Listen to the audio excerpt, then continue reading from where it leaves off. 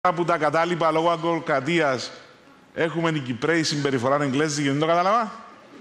Μα είναι τώρα, είναι, it's tea time.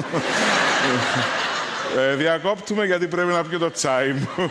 Μα ποια είναι εγγλέζικη συμπεριφορά σήμερα.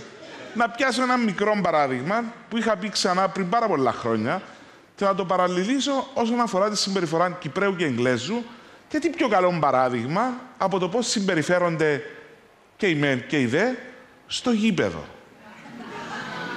Διότι ο Εγγλέζος μπαίνει ήρεμα στο γήπεδο, κάθεται στη θέση που λέει το εισιτήριο του.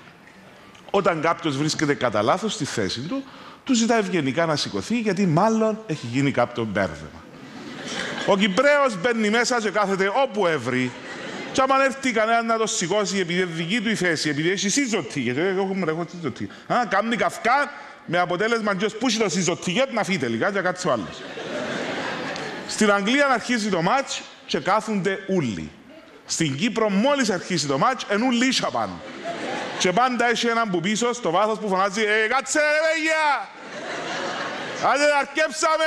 Ήρθαμε μάπα να θεωρούμε τη ράσισσα ρε κοπέλια!» Όταν ένας ποδοσφαιριστής της ομάδας σου κάνει λάθος πάσα, ο Εγγλέζος οπαθός λέει «Oh, shot! Unlucky! Keep it up, guys!» Στην Κύπρο, άμα ένας παίχτης της ομάδας σου κάνει λάθος, «Τι κάνει ρε αχάπα ρε! Μια πάσα στο στήρ ρε! Μια πάσα είπε να κάνει ρε!» Ενώ σε περίπτωση που ο παίχτης επανορθώσει το λάθος που έκαμε λίγα δευτερόλεπτα πριν, λαλείς κάτι έτσι. «Μα τι κάνει ρε μα, μπράβο ρε παίχταρά μου!» Παίχταρά ρε, καλά σας το ωραία του νόμου.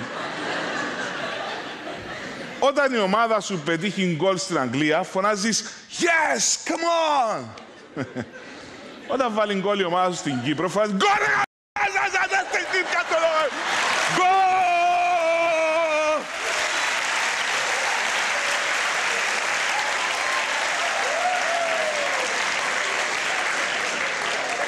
Ενώ ταυτόχρονα κλωτσάς την καρέκλα μπροστά σου πέφτουν τα γυαλιά του ήλιου χαμέ. Στο ημίχρονο, ο Εγγλέζος πάει στο καφέ του σταδίου και επιστρέφει στη θέση του κρατώντας χυμόν ή νερό και το επίσημο πρόγραμμα του αγώνα. Ο Κυπραίος έρχεται πίσω με μία γκάσα, με 7 νερά, 3 ψυχτικά, μια μπόμπα, μια κούπα και έναν κουτί φιστούτσα. Και σε περίπτωση βροχής χρησιμοποιεί την γκάσα που του έδωκαν ο Κατσιγέρης για να προστατευτεί από τα νερά. Σε περίπτωση κάποιου τραυματισμού ποδοσφαιριστή στην Αγγλία, όλες τις εξέδρες παρακολουθούν με αγωνία και όταν ο παίχτης μεταφέρεται με το φορείο έξω από τον αγωνιστικό χώρο, όλοι χειροκροτούν. Στην Κύπρο, στην ίδια περίπτωση, ξεκινάς και σφύρκες, ξετοιμασές και καταλήγεις με τη διαχρονική ατάκα.